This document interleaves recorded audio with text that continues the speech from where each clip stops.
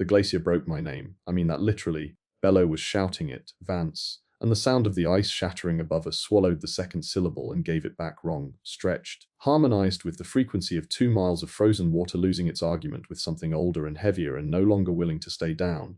Reyes had Holt by the arm. Holt was not resisting, but she was not helping either, her eyes on the door, on the 4 open faces climbing with the rising surface, her glyphed wrist pressed against her chest like a wound. The 7th glyph was dark again. Young, re-inked by the energy pouring up from below. It felt the air, I said. My palms were still flat on the spiral text. The surface was hot now. Not warm, hot. The temperature of something waking fast after sleeping cold for a very long time. It has been asking whether the surface is safe, and then the surface touched it, and now it is not waiting for an answer. Then give it one, Reyes said. I stared at her. You are the translator. Translate. Talk to it. Tell it something that makes it slow down long enough for us to not die in this cavern. I receive. I say, I have always received. The sentence writes on me. The Foundation speaks through me. I am a surface, not a source. I do not know how to speak back. You spoke the precursor's half, Bello said. She had dropped the scanner. No point measuring what you can see with your eyes. The ceiling was less than 40 meters above us and closing. Word by word, you learned their language well enough to read it, carry it, reconstruct it. That is not reception. That is fluency. She was right. I had been thinking of myself as a page, something written on. But a page does not reconstruct a sentence from fragments. A page does not feel the grammar beneath the words, the architecture of meaning holding the syllables in place. I had been reading the Foundation's language for weeks. I had tasted its word in my mouth when it spoke through me. I knew the cadence, the register, the weight of each glyph against the palate of whatever part of me was no longer entirely human. I pressed harder, closed my eyes, found the deep register the way you find a radio frequency, not by thinking but by tuning, adjusting the internal dial until the static clears and the signal locks. The Foundation's question was still there beneath the surge, beneath the urgency. Is it safe? And I opened my mouth and spoke back, not in English, not in the precursor's tongue. In the Foundation's own register, the deep grammar built for meanings my human architecture should not have been able to hold. My rebuilt body held them. My rebuilt throat shaped them. The sound that came out was low, lower than speech, a vibration that started in my sternum and dropped through the floor and into the rising mass below. The surge hesitated, not stopped, hesitated. The way something moving fast hesitates when it hears its own name called from behind, a stutter in the acceleration.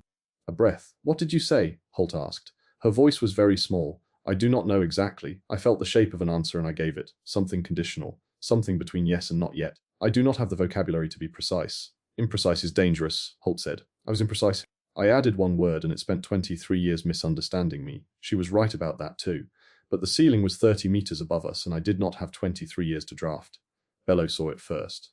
It is writing your answer. On the surface, your words are being recorded into the contract. I looked down. My response, whatever imprecise conditional shape I had given it, was inscribing itself into the dark living terrain in silver glyphs that matched the precursor's script on my arms. My words, in the precursor's alphabet, written by the Foundation's hand. A reply entered into the record. The translator can author, Bello said, quiet, realizing it as she said it. The role is not passive. It was never passive. The translator is not a page. The translator is a signatory. The hesitation held. 30 meters of bruised air between the rising surface and the shattered ice above, and in that gap, silence, not peace. The held breath of something very large considering what it has just been told. Then I felt it read my answer back, not the way I had read its question, catching the shape. It read my answer the way a lawyer reads a contract, every glyph, every space between glyphs. The conditional structure, the thing between yes and not yet that I had shaped without precision because I did not have the vocabulary for precision. And it found something in my answer that I had not intended to put there. Vance, Bello said. The displacement is changing vector. It is no longer moving up. I felt the turn, not up. East, the Foundation, the continent of living terrain beneath the grid, was no longer pushing toward the surface. It was pushing toward a coordinate. My imprecise answer, my conditional not yet, had contained a direction, a bearing I had not consciously chosen. Something in the grammar of the deep register had encoded a vector, and the Foundation had read it as an instruction. Where is it going? Reyes asked. I pressed my palms flat and listened. The answer was already written in the spiral at my knees. My own words played back to me, and now I could read the part I had not meant to say. The grid, I said. I told it not yet, and it heard not here. It is going east, into the grid, toward the worlds. Holt's face went white. Which coordinate? She whispered. I read the number from the spiral. I read it twice because the first time I did not believe it. It was the number already set in the door. The one that had been counting down since I first read it aloud in the cavern weeks ago. The incoming position. The coordinate of the thing the precursors had sealed up and fled from. The Foundation was not surfacing, it was mobilizing.